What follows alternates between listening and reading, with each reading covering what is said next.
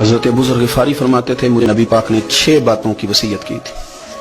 سب سے پہلے حضور نے فرمایا تھا ابو ذر مسکینوں سے محبت کرتے رہنا۔ دوسرا نبی پاک صلی اللہ علیہ وسلم نے فرمایا تھا جب بھی دیکھنا نیچے والوں کو دیکھنا، اوپر والوں کو نہ دیکھنا، مالداروں جاگیرداروں پہ توجہ نہ کرنا، ذہن خراب ہوگا، نیچے دیکھنا، غریبوں کی طرف توجہ رکھنا۔ تیسرے نمبر پر نبی پاک صلی اللہ علیہ وسلم نے فرمایا تھا ہر حال میں حق بات کہنا اگرچہ وہ کڑوی ہو۔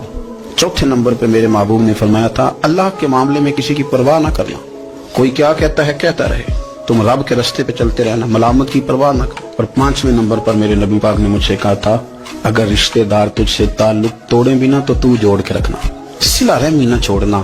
اور 6 نمبر پر حضور نے فرمایا تھا اللہ کے عرش کے خزانوں میں سے خزانہ ہے لا حول ولا قوت الا باللہ العلی العظیم۔ حضور نے فرمایا اسے پڑھتے رہنا، اسے کبھی نہ چھوڑنا۔ اے اللہ ان نیک اور پاک لوگوں کا صدقہ ہمارے دلوں کو تقویٰ عطا فرما۔